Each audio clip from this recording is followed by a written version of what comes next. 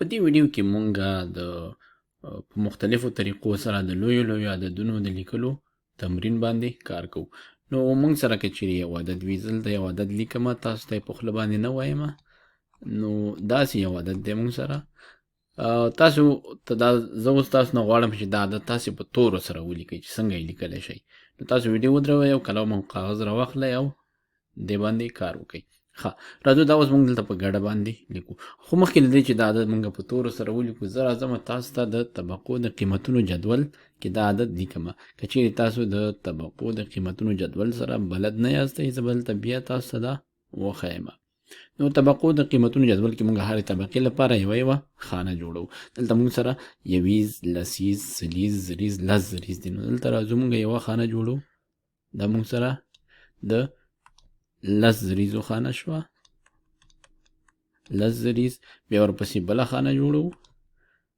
دا مونږ سره د زریزو خانه شوه، زریز. بله خانه جوړو. دا مونږ سره د سلیزو شوه، سلیز. همدارنګه دا د لسیزو خانه او پای کې دا یویزو خانه. اوس راځو ګورو چې دلته په هره طبقه کې مونږ سره کوم عدد دی. مونږ سره په یویزو کې دلته 15 دی، لیکو 15. همدارنګه په لسیزو کې مونږ سره 0 دی، 0 ورته لیکو. په سلیزو کې مونږ سره 6 دی، دلته 6 لیکو. په زریزو کې مونږ سره څو دی؟ په زریزو کې مونږ لرو 8. نو دلته مونږ 8 لیکو. او په پای کې په لس زریزو کې مونږ سره 2 دی. نو راځو دلته 2 لیکو. تاسو اړتیا نه لري چې هر ځل دا کار تکرار کړئ. دا صرف مادې دپاره کړو چې په دغه طریقې سره مونږ کولی شو دا عددونه دلته ځای پر ځای کړو. نو اوس تاسو دا عدد داسې لوستلی شئ چې 12 زریزه، 8 زریزې، 6 سلیزې، 0 لسیزې او 15 یویز. خو په عمومي ډول دا داسې نه لوستل کېږي، بلکې خلک چې کله داسې عدد لولي نو داسې وایي چې 28,615. نو د دې د لیکلو لپاره طریقه دا ده چې مونږه کوم ځای کې چې د عدد په لیکلو کې کاما کارول شوي، نو په تورو سره هم لیکلو کې مونږ په هماغه ځای کې کاما کارو. نو زه راځم دلته دا 28,000 دا دلته لیکمه چې 28,000 او دلته اوس دا کامه ځای پر ځای کومه.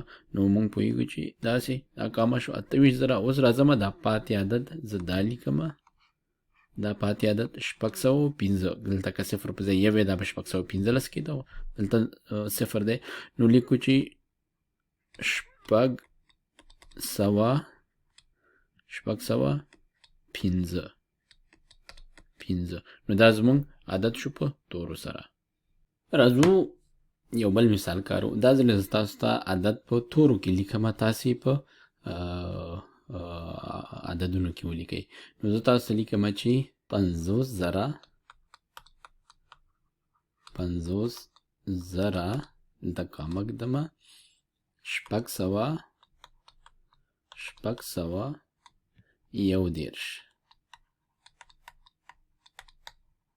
نو تاسو ویډیو ودروئ او دغه عدد ولولئ او قلم او کاغذ راواخلئ، په عددونو سره یې ولیکئ او کوم ځای کې چې په کار وي په هماغه ځای کې کامې نښه پکې کېږدئ.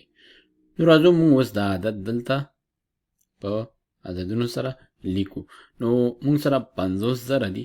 راځم زه اول دلته 1 2 3 4 5 یویز، لسیز، سلیز، زریز، لس زریزو پورې دا طبقې دلته جوړومه. نو زه راځم اول دا 50,000 راخلمه.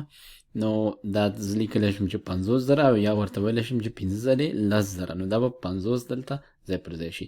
بیا راځم زه دا 600 راخلمه، 600. نو په سلیزو کې دلته 6 لیکمه، دا 600 شو. او په پای کې راځم راخلمه 1 یا 3 دانې لسه او 1 دانه 1. او همدارنګه مونږ اوس راځو دا کامه هم ځای پر ځای کوو. نو مونږ چې کله کامه ځای پر ځای کوو ښي لاس نه پیل کوو او هر 3 خانې وروسته کامه ځای پر ځای کوو. نو مونږ د سلیزو او زریزو ترمنځ دا کامه دلته ځای پر ځای کوو.